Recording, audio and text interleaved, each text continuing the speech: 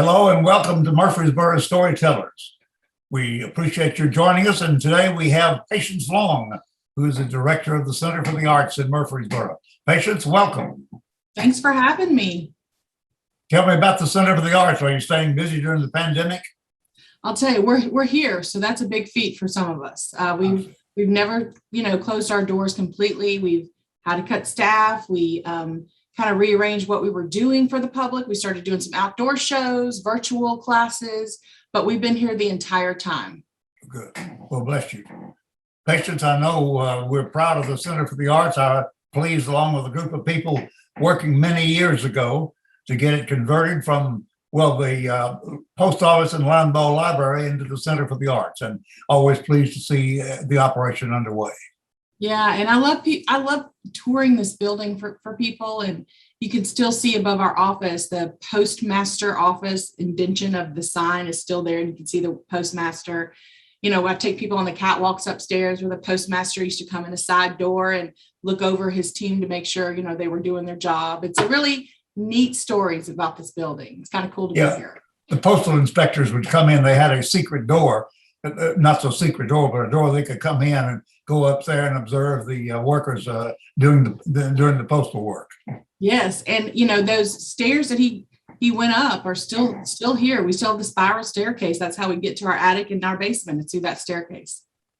The building, as I recall, was built in 1909 as the U.S. Post Office. And back at that time, they always brought in an architect who designed the building. And it wasn't necessarily just like the post office in some other city.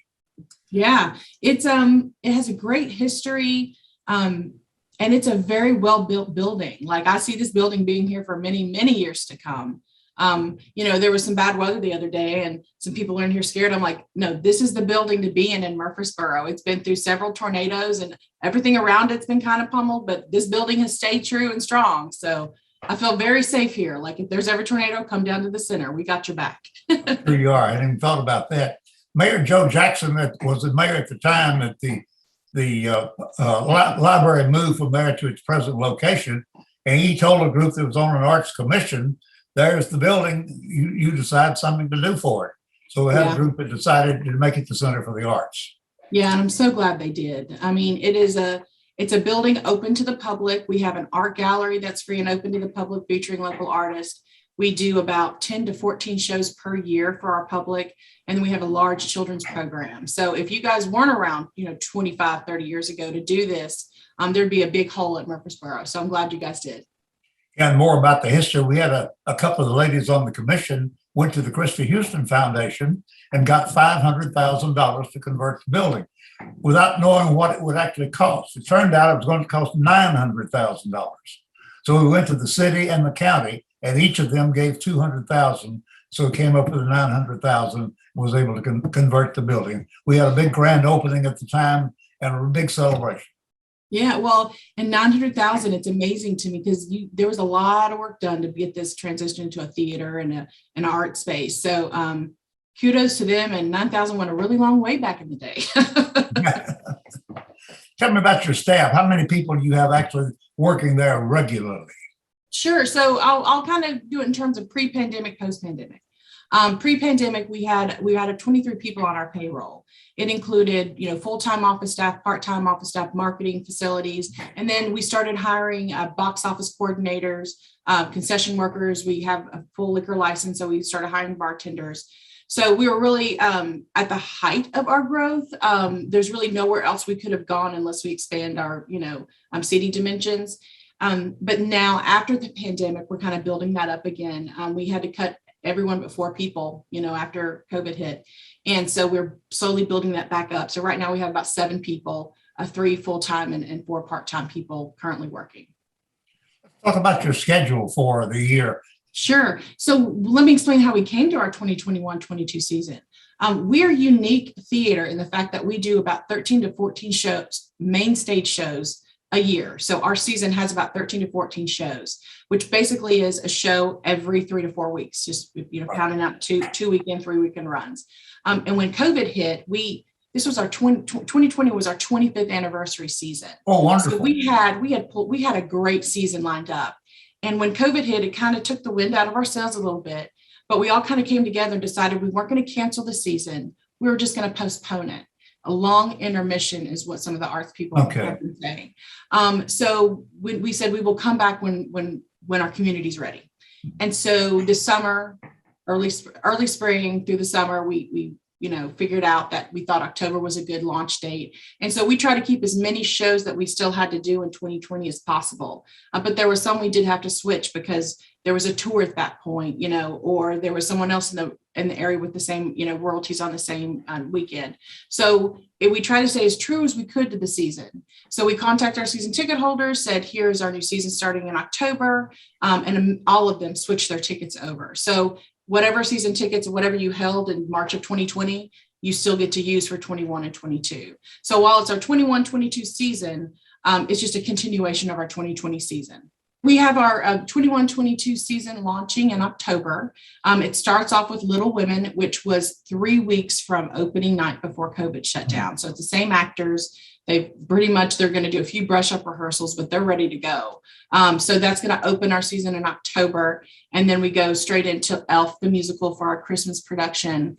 And then in January, we turn around a big production called Matilda, which is a newer production. And then we just keep driving Miss Daisy, SpongeBob SquarePants, Avenue Q. I mean, we just keep going and going until November of 2022. We'll end our season with Sister Act in November. So big season, always planned. Typically, do you have membership that you sell? Or We just buy season tickets? Sure, with season tickets. We sell a lot of season tickets. When I first got here, I think season tickets were made up like 11% of our overall ticket revenue, and now we're at 50%. We've almost 97% increase in our season ticket sales in the last 6 years alone. And I credit that to the amazing talent we're getting here in Murfreesboro and the artists on our stage. I mean, when you come see a show at the center, it is truly like you're watching, professionals on stage. Sure. It doesn't feel like it's in Murfreesboro. So we've worked really hard to get our season ticket patrons kind of, engaged in the building. We also do something called opening night receptions, where if you come for opening night, we have something in the gallery, we have treats, you can meet some of the cast. So, we've been really working on getting our season ticket patrons, up and going here. So we have a large portion of people that do season tickets, and that can be the whole season. It could be 8 shows. We even have something called flex passes, where it's 3 shows and you can choose any of the 3 shows you want. And the perks of season tickets, of course, you get a discounted rate for the season, but we have instituted in 2019 as assigned seating chart. So just like you can pick your seats at TPAC, you can also pick your seats at the center. So season tickets gets the first dibs at the first seats. And so people like me, I always like to sit in the back left of the theater, but many people like to sit front row center. So it's just another perk of being a season ticket holder. And seating capacity is rather limited, isn't it? I call it intimate. It's a very intimate theater. It is limited. And, John, I don't know if you know this, but before COVID, we were selling out every show. Sure. If you wanted to get a ticket to the center, you'd have to call 2 weeks ahead of time to get it, or be a season pass holder. Mm-hmm. So, our theater's small, but every seat's a good seat. And now we've added, like I said, the open service, full service bar, and we've added hot concessions in our concession stand. So it's really an experience when you come to the center, and that's really what we wanted to bring to Murfreesboro, is a live theater experience. By the way, the room where you have the bar set up, that room is available for other events, is it not? It is. It's our art gallery. We do an artist every 6 to 8 weeks, an exhibition of a local Murfreesboro artist. But yeah, we can rent the room out. We use it for rehearsals. It's a really great multi-use space that we love that's here at the center. You say you're observing the 25th anniversary. What are some of the highlights of the 25 years? I know you've only been there in recent years. Yeah, so I've been here for about 6 years. Sometimes it feels like 1 year. Sometimes during the pandemic felt like 750 years.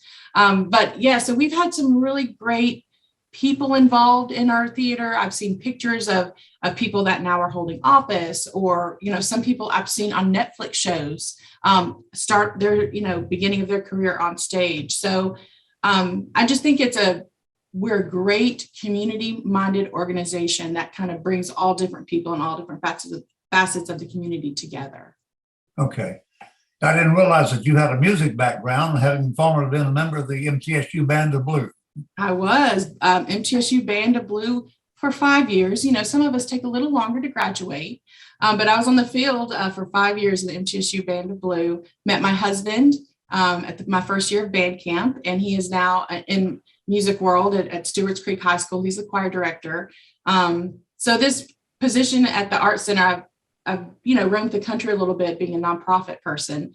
And so when this came available in my hometown, I said, ooh, this fits my nonprofit business and my arts passion together. So I felt like it was a really good fit for me. If you had your wish, what would you like to have done at the Center of Arts in the future, overlooking the pandemic? I was going to say my first wish is that we're done with the COVIDs. That's if I had a wish, that would be my first one. My second one would be that we are able to expand our seating capacity so we can fit more people in our building and have more people enjoy our shows. But that's really hard because it is a very historic building. It's very interesting. When I brought architects in to even see if this, can we do this? They were like, this is so unique because it was the post office, then it was the library, and then it was a theater. So there's so many different architects and building people that have been in here, kind of tried and convert it. So that would be my wish, is that finding a way to expand our programs while still having a footprint here at the center. Yeah, it works both ways. The intimacy is very positive, but on the other hand, you'd like to be able to encourage more people to attend. Exactly. And have a larger capacity. Exactly. I mean, I think we've discussed one of the assets, the biggest asset really is our location and building. I mean, that really fuels everything we do. So we don't want to lose it, but we want to figure out a way to have more people enjoy what we do. Yeah, I know there's been talk about building another Center for the Arts somewhere near or on the MTSU campus for the public. I'm not for sure whether that's going to happen anytime soon or not. Yeah, I mean, I've heard, an MTSU campus, we've heard of another performing arts bigger center here in Murfreesboro. And what I say is bring it on.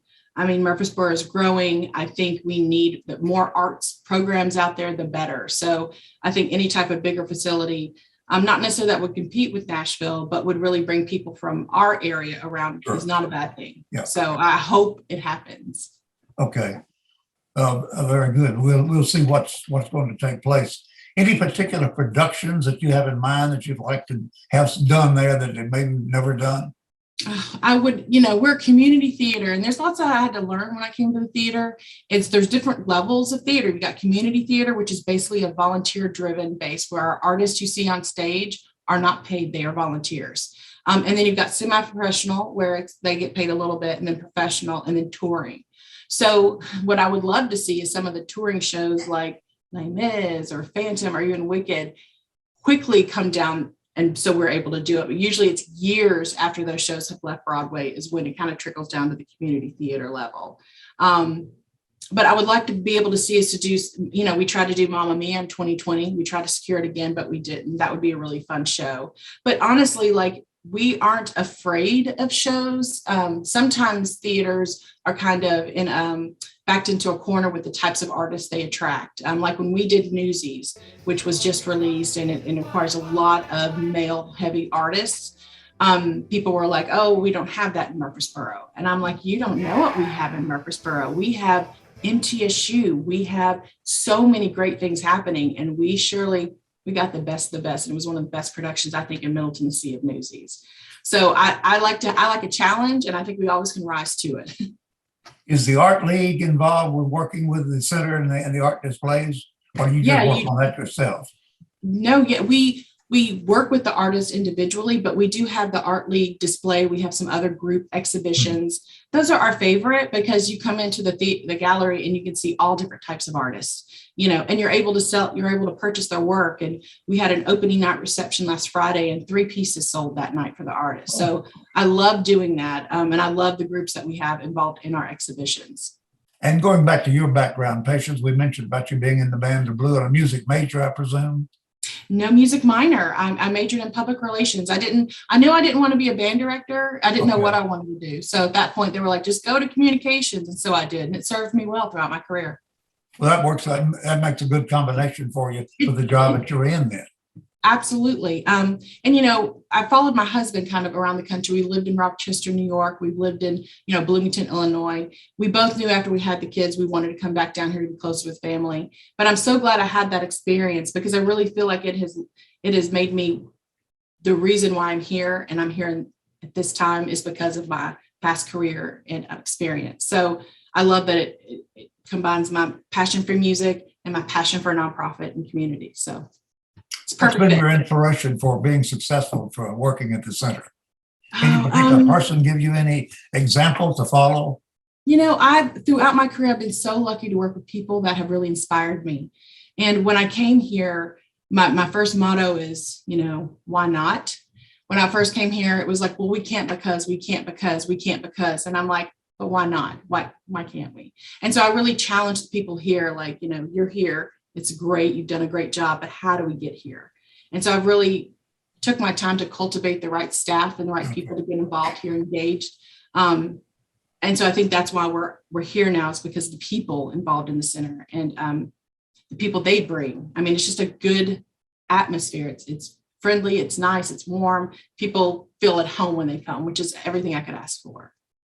Patience, do you still have a board of directors for the center? We sure do. It is ran. The president's Matt Ledbetter from First Vision Bank. We have Eric Parks, who's our vice president.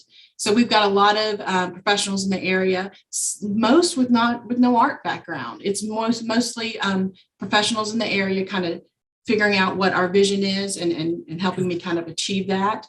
But we did create an artistic advisory committee now, so they're the ones that are kind of made up of directors and artists that help kind of feed the artistic programs here. So we've got the board of directors and artistic council that really complement each other really well. Do you have any particular relationship with either school system, the city of Murfreesboro, Rutherford County, that you work with them to get them involved and encourage them?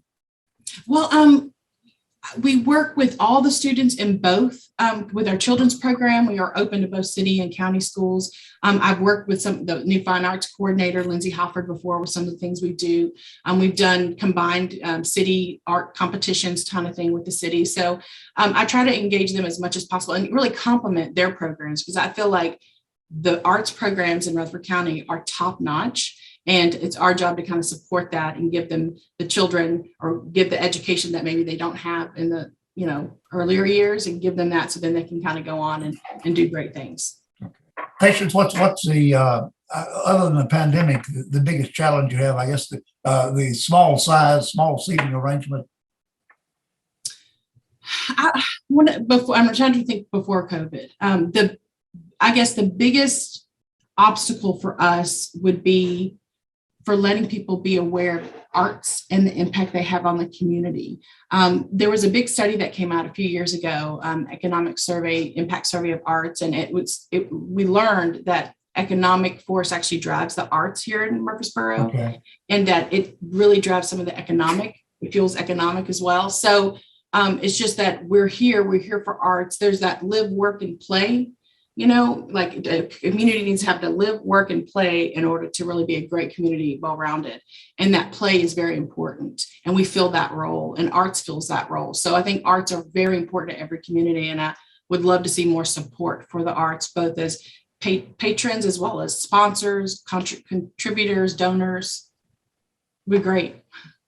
What is your budget, by the way? Sure. When I first got here, we had a budget of about $350,000. And in the last 6 years, we've increased that to $750,000. So, which is really exciting for us. And, our number one source of revenue, our number two source, it was just ticket sales and, children's programs now. And that not used to be the case. So we've really kind of flipped that. And our children's program is one of the driving economic forces here at the center. Our ticket sales and season ticket sales are really high as well. Do you have any fundraising events as such, just to raise money directly? Yeah, that's a great question. And we do. Our biggest and only fundraising event is called the Backstage Bash. And this year it's a week before we open the season. So it's October 16th. And we are taking it old school. We have shut down College Street for the weekend. We are putting up a big tent. So it is going to be outdoors and it's going to be a really fun party. It's actually chaired by Emily Lloyd and Chip Lloyd. And then the honorary chair, Susan Lloyd. I'm not sure if you remember that name, but she was one of the driving forces to get the center to be the center when all that was happening 25, 30 years ago. So we're really excited to honor her. So you're still having it on College Street outside then? That's We wonderful. sure are, under a big old tent, and we're planning it now, and it's going to be fun. So I hope you come, and I hope more people come to it. We're celebrating live theaters back, so come celebrate with us October 16th. Yeah, I've enjoyed attending that over the years. It's always been a nice event. Yeah. Give us that date again. Sure. It's Saturday, October 16th. Will be our Backstage Bash outdoors on College Street right in front of our building. And tickets will be available in advance, I presume. Absolutely. Tickets are available now. People can visit www.borougharts.org where they can get tickets to our fundraising event and our season tickets. They're available as well. What else have we not mentioned? You think of anything else that we need to cover and we'd like to tell about?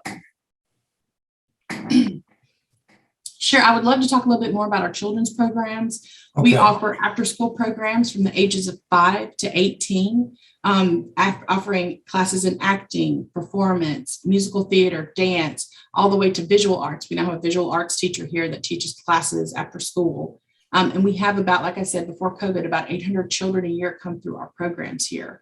We also offer summer camp programs. And with our after school and summer camp, we always do a production class where children get to come, they get to audition, and they get to perform a full-length junior musical to the public. So this next session starts in the beginning of September, and the production class is Moana. So we'll be doing that probably in November, December. So we're going to bring some warm atmosphere to a cold November, December day here. And do members of your staff conduct those classes? We did. One of the first positions I hired was a director of education, and she's in charge of not only teaching the classes, but securing the other teachers for the other classes. So we do, for teaching artists, we probably employ about 12 to 20 a year teaching artists that come in with arts background that teaches our classes as well. Tell us more about the person that you brought in to head that up. Sure. Denise Parton. She is a great person. She comes from California at a children's theater there. And when I first came here, we had a children's program, but probably no more than 75 people a year came to it. And I remember her coming to me like one of my first days here, and I was kind of overwhelmed with everything. And she was like, "My name is Denise Parton. I would love to come and start a children's program." I'm like, "Start a children's program? That's so far down the road." But she was very persistent. That's one thing about her. And about 6 months later is when she launched the program, and we have been just increasing it ever since and growing it. So I'm really proud. I'm proud of her and what she's accomplished with our programs here. How do you get the word out about those classes being available? Sure. So go to our website, borougharts.org. You'll see theater. You'll see a tab that's called children's programs. Just click on that and you'll see our after school session, and you can look at all the things that we offer here, and you can register right there online. Patience, tell us anything else that we need to know about and you'd like to tell about the Center for the Arts and its activities. What is it left out? Anything? Yeah. So, like I said, we have something for everyone here. So if you don't want to come see a show, it's not your thing, come visit our art gallery. It's free and open to the public, and it really showcases our local artist work.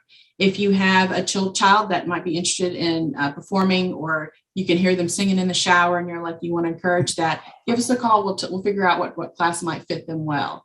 And you can always check out anything that we have on our website, borougharts.org. Patience, thank you so much for being with us, and thank you for the wonderful work you're doing for the Center for the Arts. Thank you. Thank you for allowing me the opportunity to talk about it. I appreciate it. Thank you. Patience Long, Director for the Murfreesboro Center for the Arts.